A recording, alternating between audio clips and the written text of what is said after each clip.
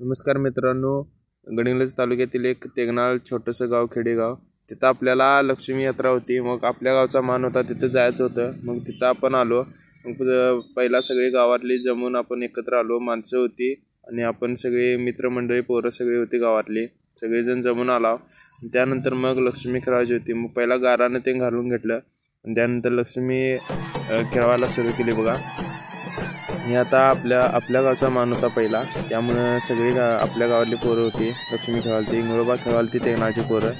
त्यानंतर मग दुसऱ्याकडं मान दिला दुगनवाडीवाल्यांकडं आणि आपल्या गावची पोरं एकत्र आली आणि सगळे जमल्यात बघा। आता ही सगळी आपल्या गावची पोरं आहे, ती मुंगुरवाडीकर, सगळे मुंगुरवाडीकरच आहे ती आणि मजा मस्ती केली खूप।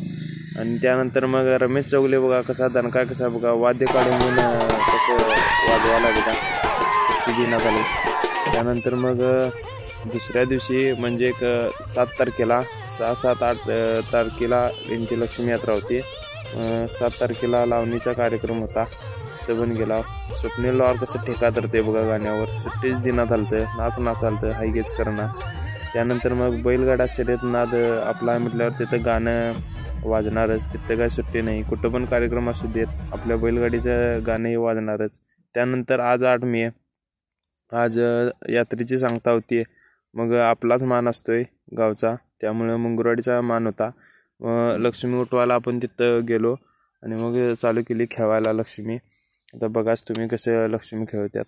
काही वाहने पार्किंग केलेले आहेत, ते लवकरात लवकर सोय करायचे आहे।